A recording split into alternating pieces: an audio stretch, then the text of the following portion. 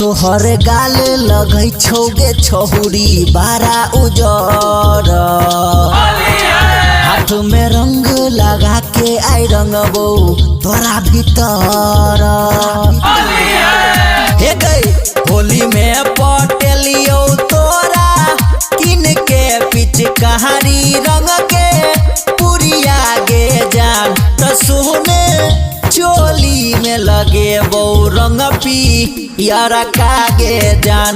त सुने चोली में लगे बो रंग पियर कागे जान। अखन अपने सब सुन रहल छी धर्मेंद्र सक्सेना को। Music by DJ Umesh Shukipur Bazar. हाँ देख के जवानी तोहर गेलियो हम हिल गे छौरी, गेलियो हम हिल।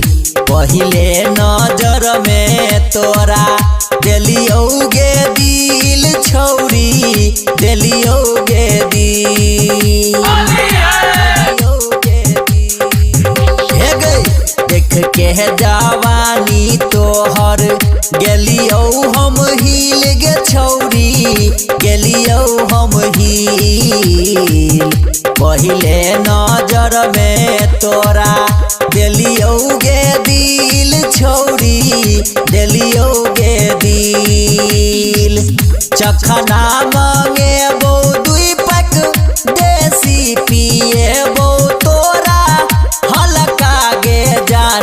तो सुने चोली में लगे बो रंग लाला कागे जान।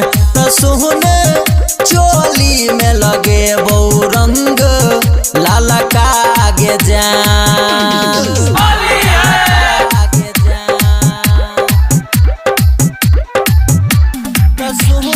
Music by DJ Umesh Shukipur Bazar. हाँ होली में चोली के टूटतहु गे सील छौरी, टूटतहु गे सील। छौरा धर मेंदर देतो कर भी तू फील गे छौरी, कर भी तू फील। हे गई होली में चोली के टूटतौ गे सील छौरी, टूटतौ गे सील। छौरा सहक से नहा देतो कर भी तू फील गे छौरी, कर भी तू फील। गोबर लगे बोगल पे भुइया सुता के देबो रंग करिया गे जान। त सुने चोली में लगे बो रंग करिया गे जान।